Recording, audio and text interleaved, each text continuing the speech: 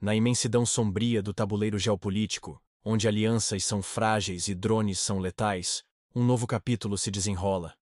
Levando em consideração a tragicômica e cada vez mais previsível realidade do que acontece no campo de batalha, é hora de falar dos ataques de ontem. Porque sim, caro espectador, tem mais lenha nessa fogueira diplomática. E surpresa para absolutamente ninguém, vieram à tona informações que merecem, e muito, nossa atenção.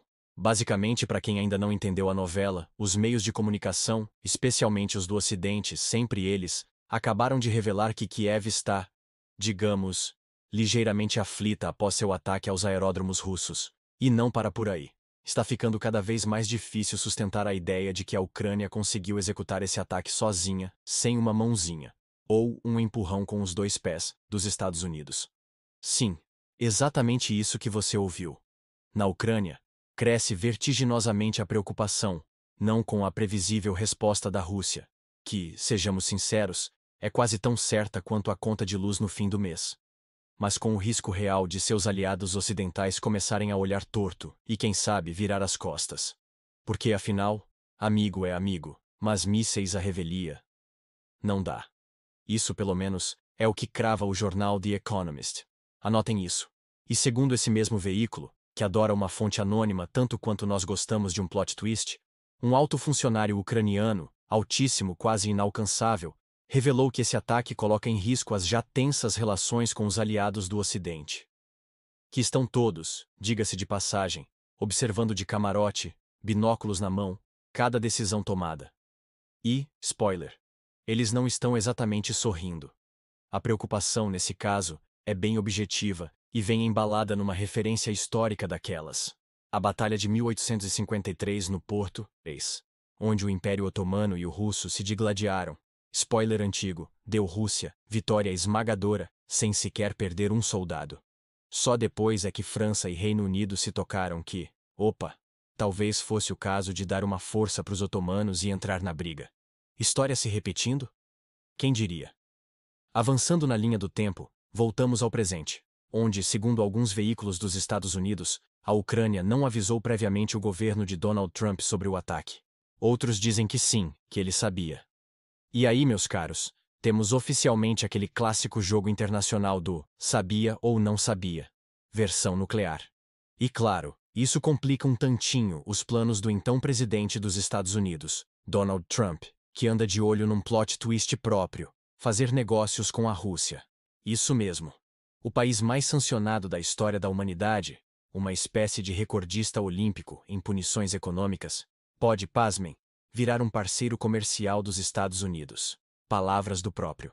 Mas, voltando ao front, no domingo, o Ministério da Defesa da Rússia informou ao mundo que Kiev havia cometido, segundo eles, um atentado terrorista, lançando drones teleguiados contra as províncias russas de Murmansk, Irkutsk, Ivanovo, Ryazan e Amur. Sim, meus amigos, os russos garantem que repeliram os ataques nos aeródromos de Ivanovo, Ryazan e Amur. Mas, como sempre, havia estruturas civis no entorno, porque, aparentemente, aeródromo russo nunca vem sem brinde. Ah, e nas províncias de Murmansk e Irkutsk, os drones conseguiram causar incêndios em equipamentos aeronáuticos. Mas calma, os russos também garantem que tá tudo sob controle. O famoso pegou fogo, mas já apagamos. Só que aqui vai o detalhe que tira o sono de muita gente. Há uma insistente pulga atrás da orelha de analistas e especialistas. Pulga essa que grita: não faz o menor sentido imaginar que a Ucrânia tenha feito isso no modo independente, no modo apertar botão e seja o que Deus quiser. Portanto, sejamos francos e um pouco cínicos. Os ataques ucranianos contra território russo são absolutamente impensáveis sem, digamos, apoio logístico, tecnológico e talvez um empurrão moral do Ocidente. E olha que nem sou eu que estou dizendo. É a renomada especialista em política externa, Sabine Dagdelen. Aliás, não é de hoje que este canal, que você, muito bem informado, acompanha, já vinha dizendo. Os ataques foram feitos, os Estados Unidos sabiam, e o resto é teatrinho. E quem comentava lá nos bastidores já mandava na lata. Mas é óbvio, Izok, a Ucrânia não faz isso sem apoio. Bingo. Mas veja bem, Quando falamos Ocidente, não estamos falando de uma entidade mística, de uma força etérea e coletiva. Não. Isso tem nome, sobrenome e endereço. Começa com United e termina com States. Lembre-se do pequeno detalhe que, quando os EUA pararam de fornecer inteligência, a Ucrânia simplesmente deixou de atacar. Sequer podia usar os famigerados mísseis Storm Shadow, franceses e britânicos, porque, sem os dados dos Estados Unidos, é só metal caríssimo enferrujando no hangar. Então, essa conversinha de que é o Ocidente é uma bela cortina de fumaça. Uma desculpa com glitter, mas continua sendo uma desculpa. Claro, há quem tente vender a ideia de que tudo isso é apenas uma estratégia para dividir Rússia e Estados Unidos. Mas sejamos sinceros, parece mais uma briga de condomínio nuclear do que uma jogada estratégica sofisticada. E não para por aí. A mesma Sabine Dagdelen manda aquele alerta básico, que deveria estar estampado em letreiro neon. Alegria e comemoração são absolutamente fora de lugar quando há risco real de uma resposta nuclear da Rússia. Mas, como sempre, há quem bata a palma para o precipício. E claro, surge a dúvida do milhão.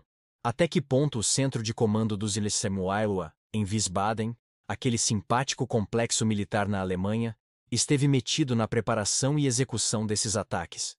Isso, segundo Dagdelen, deveria ser esclarecido ontem. E olha, se dependesse da recente visita de Zelensky a Berlim, diríamos que a luz verde foi mais fluorescente do que nunca. Por que Wiesbaden? Simples. É dali que sai a inteligência que permite à Ucrânia continuar minimamente funcional na guerra. Não é teoria, é fato documentado. E aqui vem aquele detalhe que o pessoal teima em ignorar. Para Moscou, essa interferência externa não é só um incômodo diplomático. Isso, meus caros, equivale a uma declaração de guerra disfarçada. Claro, isso não significa que amanhã vai chover míssil na Alemanha. Calma. Apague a churrasqueira. Mas sim que os russos estão assistindo tudo de binóculo e dedo no botão. E não. Isso não ajuda em nada nas supostas negociações de paz, que, sejamos realistas, tem mais cara de enrola até conseguir mais armamento do que qualquer outra coisa. Aliás, é curioso, ou nem tanto, que a primeira proposta da Ucrânia seja um cessar-fogo de 30 dias. Não, não é para recuperar território, é só para, bom, ganhar tempo.